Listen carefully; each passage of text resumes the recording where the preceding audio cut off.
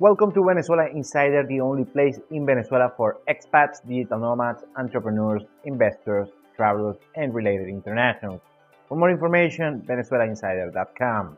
Today we're talking about why Venezuela is not catered towards expats and internationals.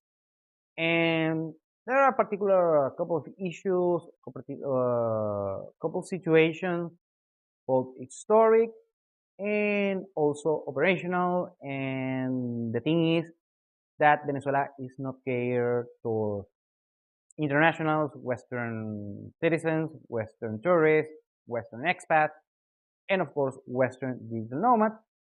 But today we are discuss why and also if that might fit for you. So let's start.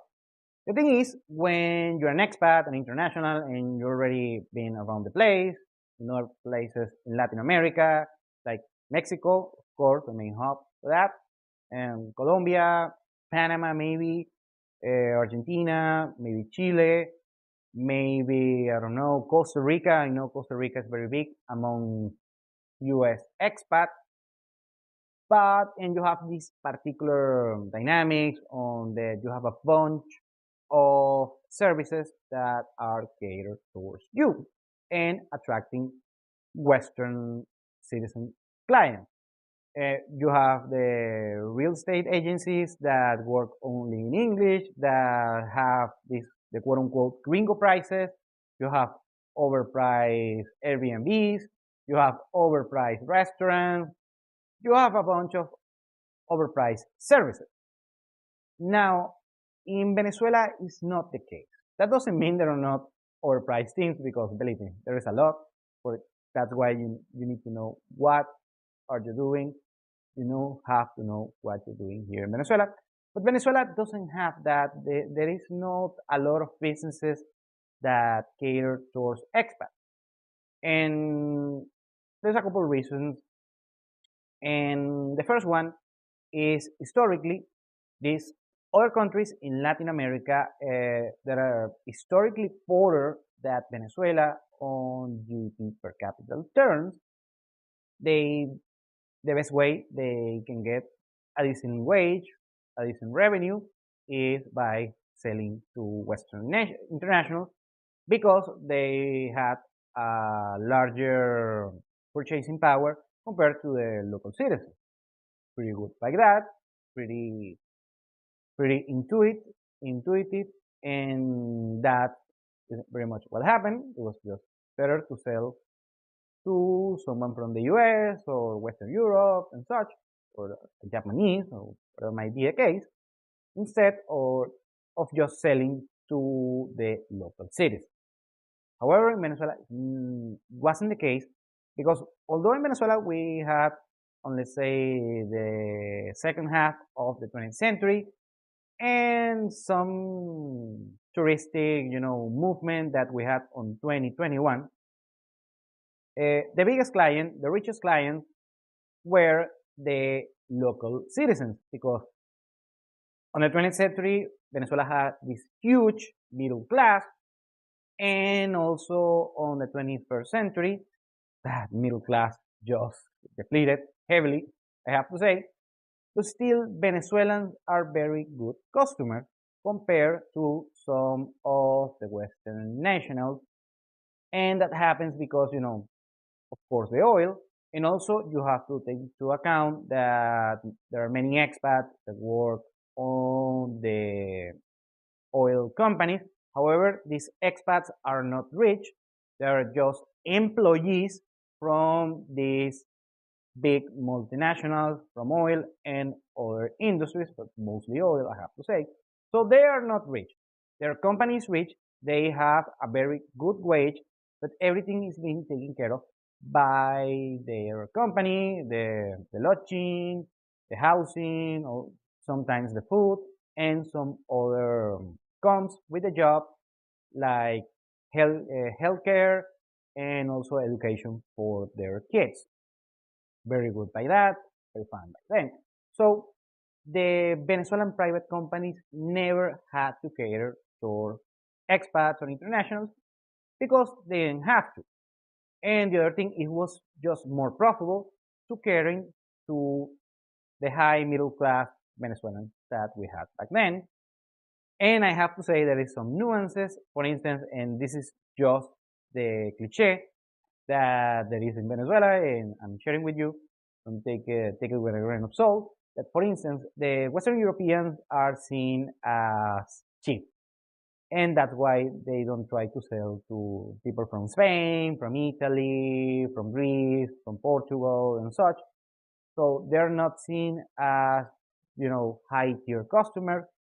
And usually the US and Canadian citizens that you see in Venezuela are either with a multinational or just middle class, that they don't have this big purchasing power compared to the target market that they have, that is a little bit more wealthy clients.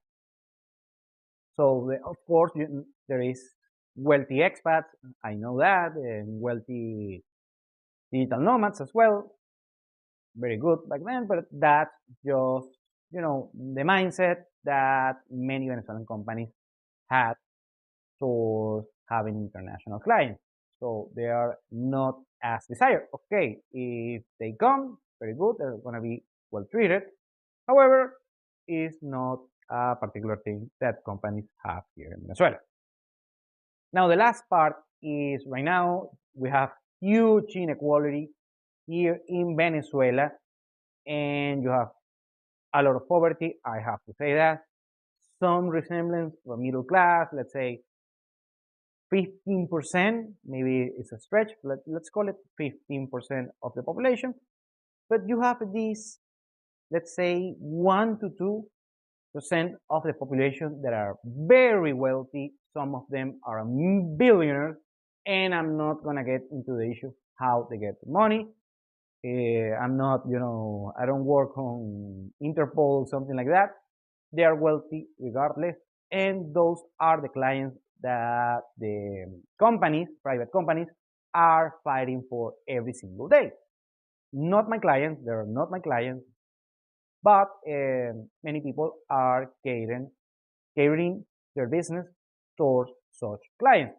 So if you come here to Venezuela and you make, let's say, $4,000 or $5,000 per month, very good for you. But these people make millions per month or hundreds of thousands, and they can afford high-end services like private jets, high-end vacations, luxury real estate, high-end cars.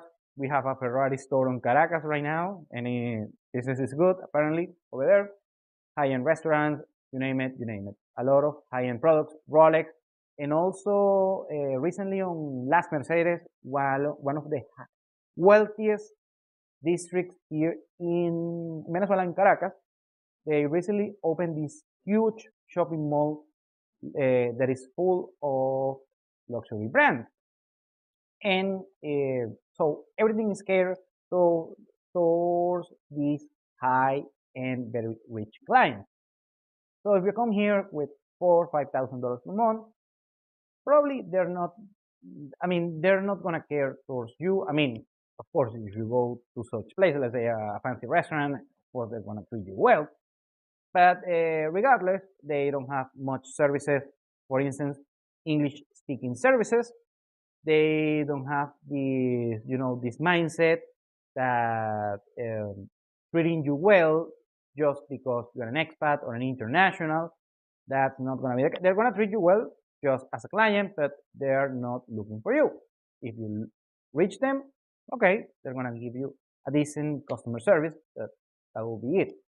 Unlike these other places in Latin America, like Mexico, every decent business in Mexico has an English-speaking person. Same thing in Brazil. Same thing in Panama, and also on Colombia. In Colombia, not as much. Still, they have good customer service. I have to say that. So shout out to Colombia for that.